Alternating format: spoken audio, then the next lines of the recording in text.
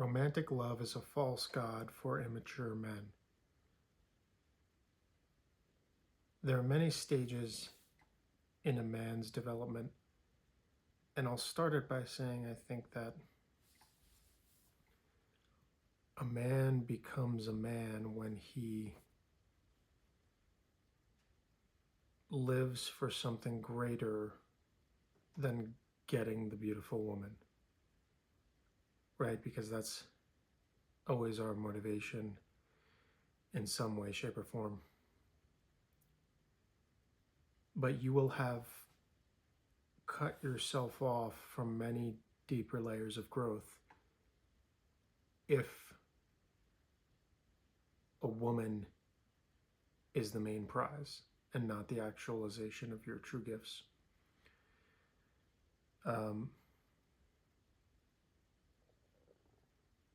And I'm going to be also speaking in this episode to people that are typically people pleasers or fawners, like the typical fight, flight, freeze, or fawn, where you're coddling people, you're always concerned and worried about how they feel, and you unconsciously give away your emotions, you give away your heart to, like, you almost send out these little permission slips in your aura, like these little things where people gain access because you play into a martyr program. So in a sense, I'll be speaking to more than just men, but I'm focusing it on a little bit on men because I am a man, obviously, and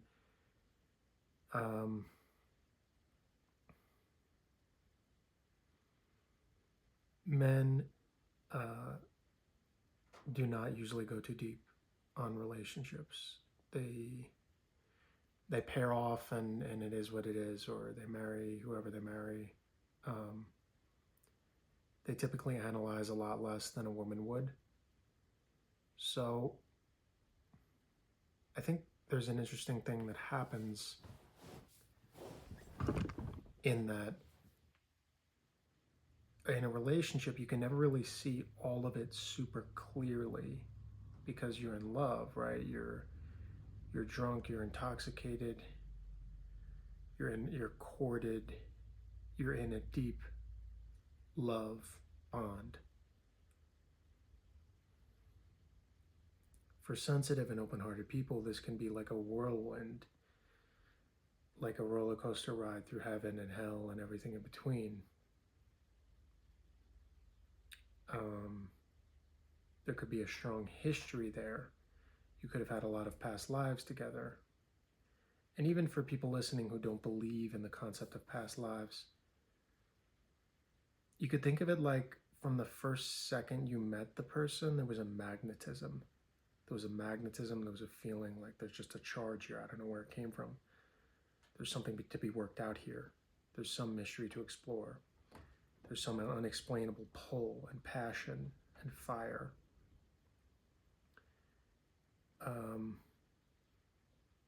I just wanted to say quickly, I have my ebook, Breaking Generational Curses in Your Bloodline. The Black Sheep's Guide to Liberation is now available in my Stan store. On my profile, I'll leave the link in the bio. And I'm going to have it up on Amazon soon. It's a 9,000 word ebook. It's $7.77. And it's a lot about my personal story and detaching from my family matrix and just the path of the black sheep and how to empower yourself. So if you feel like connecting in that way, you can check it out. It's very much something that was painful for me to get off my chest, but also liberating, like the title. And I wrote it actually when I was at home. It kind of just came in like these strong bursts. I was at home in New York over Christmas, and that's when I wrote it, and it all just came flooding out. So it kind of put me in that mood because going back home is always,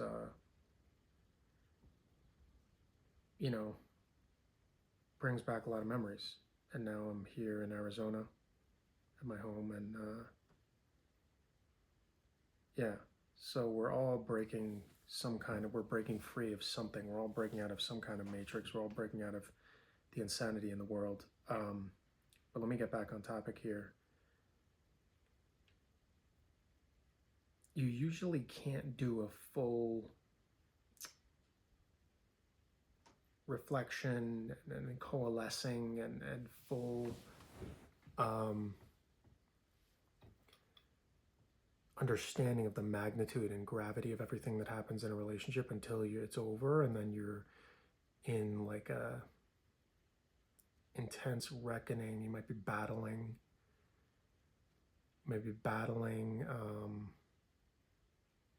what could I have done, what could I have said differently, how could I have saved it.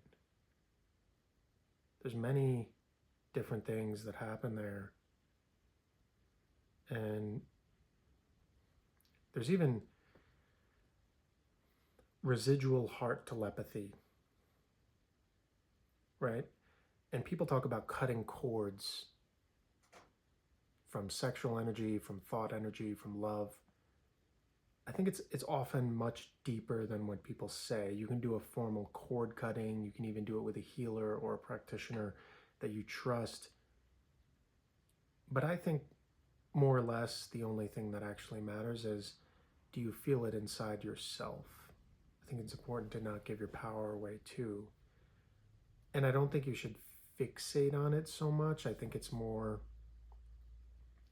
because it has to be a natural letting go. It has to be fully intended with a real pure intent, because you can't lie to the universe. You can't lie to God. So the residual heart telepathy is an interesting one, because you can be broken up with a person, but in the ensuing months, the months after, it's like you're still getting pinged on your psychic antenna or your heart antenna all the time with, so you have a random thought about a random time or memory, an exact space and location with the person. Maybe that was the person thinking about you in that memory. Because oftentimes I don't think we realize how perceptive or receptive we actually are, like as these antennas.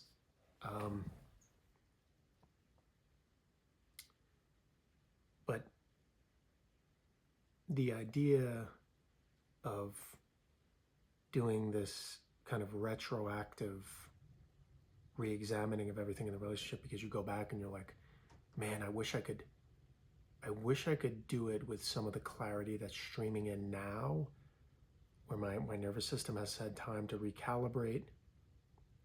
If you were fighting a lot or arguing a lot, I'm coming from a place of being able to feel my own emotions, be in my own aura, be in my own bubble. Because I think this is a really hard thing to explain to people, enmeshment.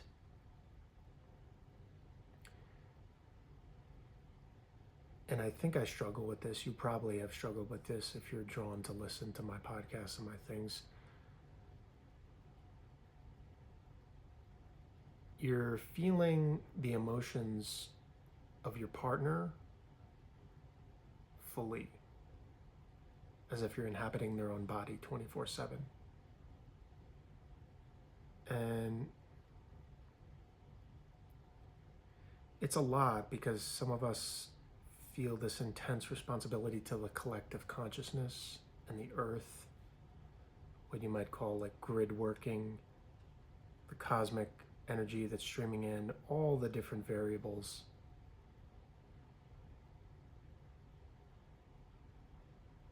But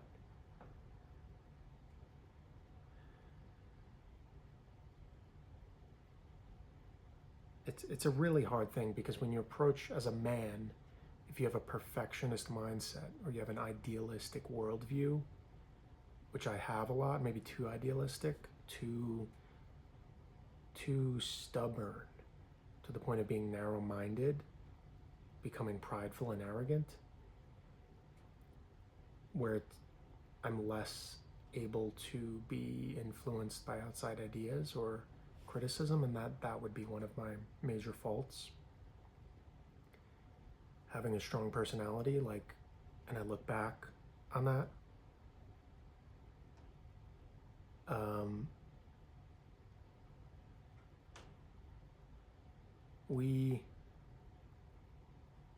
that's the thing with the relationships. You can't approach them from the perfectionist mindset. You have to be willing to play in that arena of vulnerability and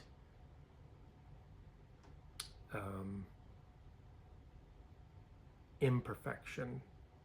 But it's like, she's like, well, did I make progress? Did I get my achievements? Was I a good boyfriend? Was I a good this or that? And it's often a different kind of benchmark and a different way of judging things, because you're both vulnerable people who have traumas and issues, and you have to connect at a level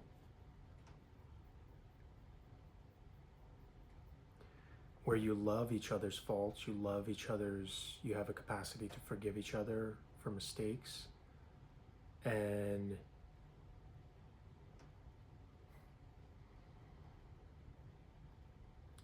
it's really difficult.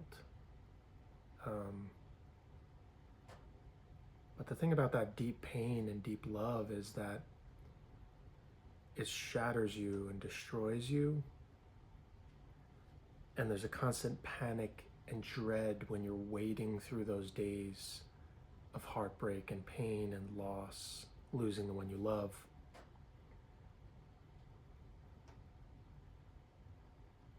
And those moments of relief come when you can cry and just cry and cry and cry. And like you're just angry at God, you're angry at the world. Like no one cares about me. I don't have anyone. I'm so lonely. I'm so hopeless. I'm never gonna find love. I'm never gonna have that love ever again. Being in those dark places in your mind is really, really hard. Especially when you just beat the hell out of yourself 24/7. It's like a hobby. Or like something that you're just really bad at. Something you just struggle with. And I was thinking about this the other day. People that have struggled with lifelong depression and alienation, it's so much more than that. It's not even that, really. Like, it could be for like brighter shining souls, or like these catalysts or these disruptors that signed up to do this work, to kind of play the black sheep or play an oppositional force, let's call it, against the good happy boy cheerleader thing. I feel like God sent enough cheerleaders, right? Didn't God send enough cheerleaders here? He needed to send some of us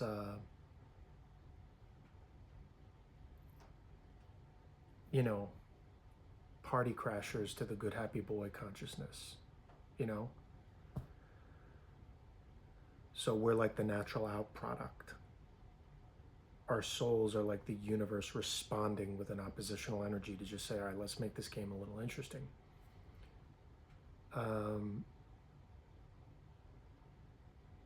So, sorry, I get stuck in these tangents. Just been through a lot the last month, so I'm a little slower moving, I think. Often it's psychic attack. From the time you're a very small child, it's like you get used to a constant stream of psychic attack, because people are jealous or people are like triggered by you. They don't even know why. They don't even have a clue. You just have a different energy signature. So you get used to that, and then you kind of internalize the psychic attack that's been happening since you've been a small child, that may have even come from your own parents, your own siblings, your own family. They don't really know, though. They don't really have a conscious idea of it. There's just something that they can't put their finger on and understand about you. So there's always this peculiar, weird projection toward you. And then if you internalize that, say, oh, I'm a freak. I'm a freak. I'm a weirdo.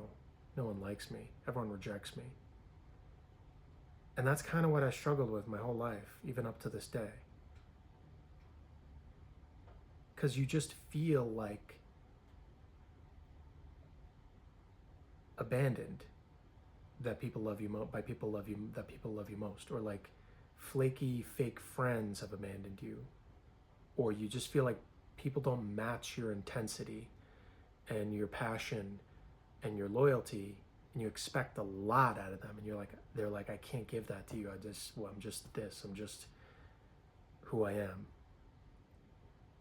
And you're like, but why can't you give me something inside your soul? Because I'm giving it to you. Why can't you give it back? Why can't you care about something? Why can't you have fire in your soul? Why do you have to do this, like, just blah, passive stuff? Because I hate it. Like, I have secondhand embarrassment for your soul because I can feel who you are underneath. But you give me this blah, passive nothingness. That's not true. It's a lie. You're just lying to me. And then I wasted my time and energy, like being your friend or whatever, giving my energy to you, and then you're kind of like not really there for me when I'm down and out and when I'm going through a deep, dark hell, you know, because you're more focused on the popularity contest. It's like, oh, okay, now I can like redirect that energy back to myself, and maybe I can like go into the world with a mission of becoming the person that I never had, to then help people that are exactly like me, and then hopefully feel better about myself and feel that my life has purpose, instead of wasting my energy on half-assed people and fake friends or flaky people. It's like, why am I bending over backwards and doing cartwheels and backflips and dancing like a circus animal for you to understand me, or for you to actually care, and have loyalty? And don't get it confused. I'm not asking for perfection. I am far from perfect. I am far from grown up. I have a lot of mess ups and a lot of screw ups and a lot of regrets about my life, and things I wish I could do better, relationships I wish I could do better, people that I've hurt, people that I've lost. It's not about me needing you to be intellectually perfect. You just need to have an open heart and have a sense of loyalty and ethics. So the romantic love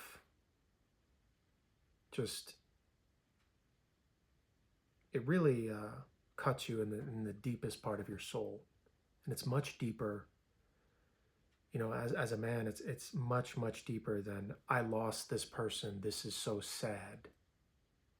Oh, you know, people say, you'll get over it, you'll have many fish in the sea, this and that. But it's not that. It's like coming into an earth-shattering experience of the divine that came through two people, that unlocked new pieces of yourself. And then now you're left with a new, changed version of you, but then the person who catalyzed that or awakened that in you is gone. And you're just shattered and destroyed. And there's times in heartbreak where you're so fragile, you don't even want to be around people,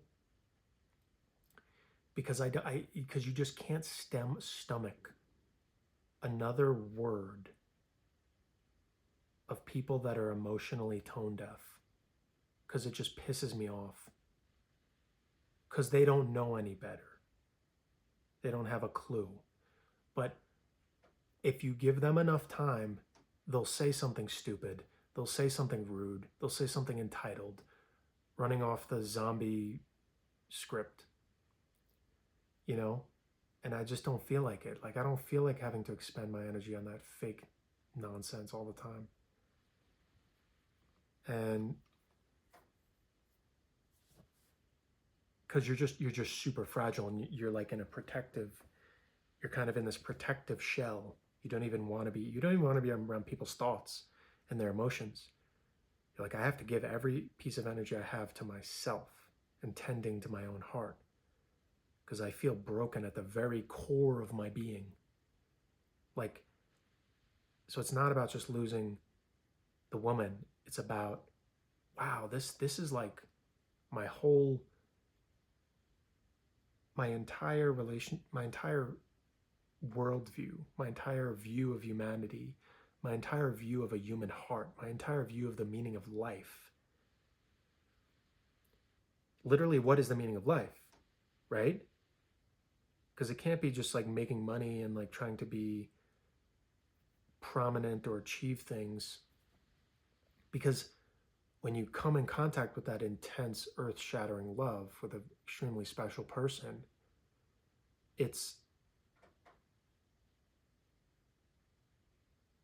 and then you lose it all of a sudden, and from one day to the next, you're just like, what is the meaning of life? I can't figure it out. I don't know what the meaning of life is, because I feel like I'm dying.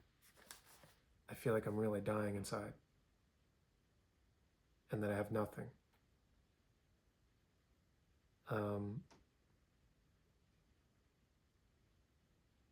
But that is a transformational process, and it brings you down into this raw core heart of existence, the rawness, and really a power, because then that person was like your God, right? Like, and then God is showing you, like the divine is showing you, look, I showed you an expression of God through this person. Will you take it, and will you use it, and will you understand the contents of your heart?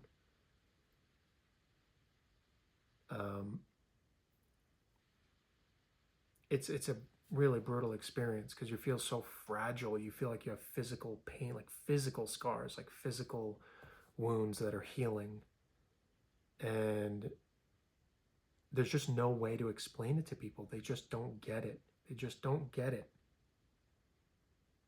They have maybe a little bit of empathy, yeah, but I just think they don't understand the full depth of it. Because there's a difference between people with that love, with that God force flowing through them, and then surrender to another person with the God force flowing through them, rather than just possession, control, and, having a convenient person to do things with, to procreate with, to rub parts with, your parents will like, etc., etc. Not to sound like a snob, but the shoe fits. Of course, you have to be a snob, right? You have to be a snob or an elitist, or if you don't want to be a zombie. You're like, hey, I perceive the world differently. There's different thoughts. There's different emotions. Oh God, you're so full of yourself. So full of yourself. Hey, just shut up and go back to grunting and groaning and being like the rest of us passive-aggressive people.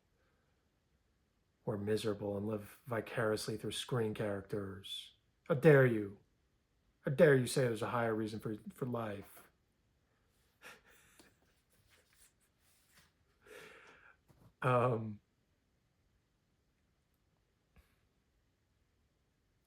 But it's a very individual experience, and after a while you just realize, I'm not going to bend over backwards trying. Family or friends, like, they don't really need to understand it, because you understand it. And that's what I've been learning. Even if you want sympathy from people, or you want to be soothed or comforted by people, it doesn't even really work. It's nice a little bit. You need people. You can't become a total hermit and not associate with humans, but I've been finding the most peace and solitude, like up in the Red Rocks. Like, I go for longer runs now, working out more. Because working out, it's the only time where you really feel even a slight relief from that pain, from that heart pain. You get in the flow, you get in the runner's high, or lifting weights, like it's or the cold plunge. You just want to keep going and going and going and pushing your body, because like burning up that pain somehow, like using that pain as fuel, letting it go somewhere, purging it as you grieve, because it's so painful, and it hits you like a tidal wave sometimes. So as a man matures,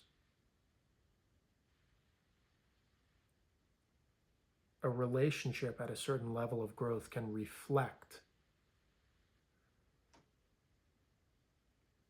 a place where he could have stayed as a solid, sort of planted the flag, stay at that plateau, and then stayed that person. When really you might have more iterations, you might have more spins on the wheel of soul evolution. And you might be like, well, this girl was like the girl of my dreams, and she was going to be the one, but then God might have other plans. And you're kicking and screaming and cursing God and feeling that inner collapse, that inner death. Like in this time, in the grieving time, you become extremely selfish, because you're like, oh, all right, yeah, there's war and murder on the news and all that other crap. Same as always. People have their little dramas and their BS, and yeah, I don't care. I don't care. I don't care. Get away from me. Get away from me. My heart matters. I matter. I'm going through pain. But it's like in the world now, people can't even hear you. They can't hear anything. You found a diamond. You found a shining diamond if you found someone who can actually hold space as a good friend. As a good friend, without being distracted by the phone or whatever, who doesn't try to fix you, who doesn't try to solve your problem immediately or give you some pep talk and become a walking cliche. Most people are walking cliches. They're entertaining or funny even sometimes, walking cliches. That's what most of the society is. But holding space is different, because most people, they don't have the capacity to just sit with pain. Because they're uncomfortable, they're made uncomfortable by your pain. Or they may not even be really, because let's face it, a lot of people don't even feel that much of anything. They're so numb and distracted, or self-medicating, whatever it is.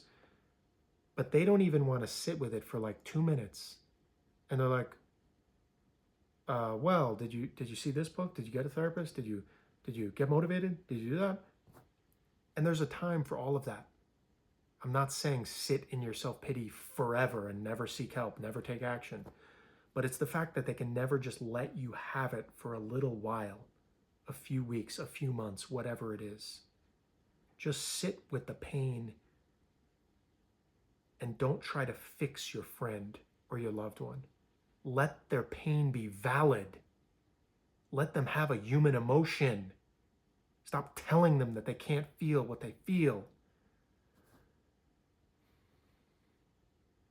Yes, your emotions are real. Yes, your pain matters. Yes, your anger matters. I don't care how crazy it is, how crazy, or people try to correct you. People try to give you this therapeutic CBT or DBT or blah, blah, blah, control your thoughts. No.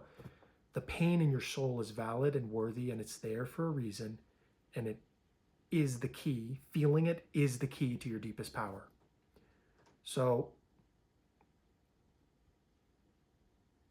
and that is the work. Just ride that roller coaster of pain. Ride that roller coaster. Surrender to it. Surrender to God. So the man in this, the thing is with men, like once we get, comfort, love, the bond, consistent sex, this can dull men down. This can dumb them down. So they lose that hunter mentality. They lose that, not always, but the creative drive sometimes. But in this period of breakup, and you're devastated and you've lost the thing most precious to you, a man has no other choice but to tap into himself again and realize, and that's the gift of breakup sometimes, is you realize that all that energy I was giving to that person and fighting and fighting and fighting to make it all work, I can put it all back into myself and get more selfish in that aspect. Selfish with your greatness. Be selfish with your greatness.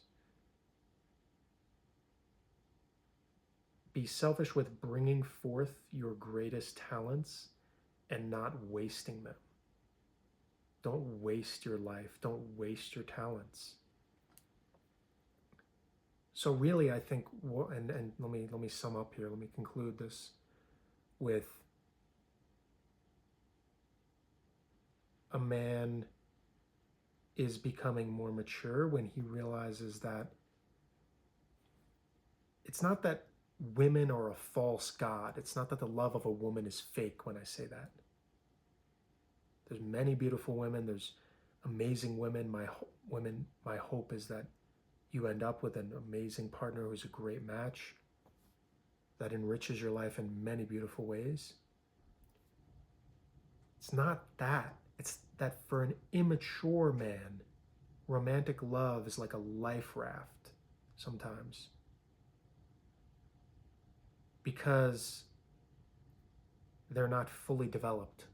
They're not fully developed in that divine aspect of them that is a leader, that is more of a leader, that is more fierce, that is more of a go-getter, that is more of a sparker, a lighter of fires, just truly firing on all cylinders and really going for it. Really saying, I have to give everything in myself to my mission and my purpose and serving the world, taking up my sword, taking up my cross for whatever cause it is. Just pick something. I mean, it beats that half-assed blah that most men are these days. Literally just say anything, do anything. It beats that half-assed sheep mentality, Be crazy, be completely insane. I mean, it'll at least provide some entertainment and some contrast with all the robots.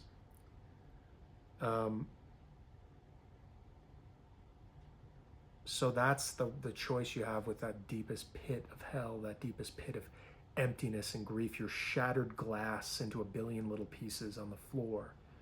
Like, how do I even put this back together? How will I ever put myself back together?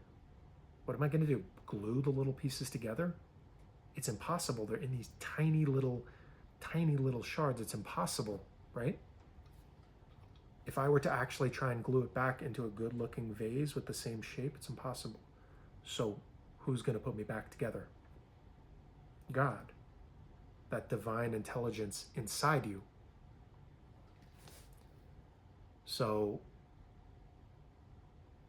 I hope and I intend that your recovery, your reconstruction after the deconstruction is strong and steady. And it may be long, but I don't wish for it to be one day shorter than it should be, if it is divine will, or if it is God's will that it should be 8 months or years or whatever. It's exactly how long it needs to be, and the heart takes as long as it takes, always. Um, and the last thought here is, after that great heartbreak, that massive heartbreak that is just way different than all the others, because it's a way different person that's just really powerful, that shattered your world, the man is like, well, I don't really know where, if that girl is out there. I can't even really think about that. I don't even really care about that at this moment. I'm not in the any headspace or any heart space anytime soon. But all I need to do now is just double down on my mission, double down on my self-improvement, fitness, learning, business, just getting better and redirecting that energy. And then it's like, and I really believe this is the masculine mentality that I'm learning more about, because I've been too submissive, too fawning, too like passive. That the idea is that the woman is like secondary in a way. Like, when you're in your purpose, and when you're in your truest self, and when you're in your fire and your real soul passion in the world, you realize that that's the most important thing, like that relationship between you and God, and actualizing your greatest potential. And then the woman should come after that, like a supplement. And yeah, that then the woman could be another earth-shattering experience, but you have to take the step what's in front of you. Take the step that's in front of you. You cannot skip any steps.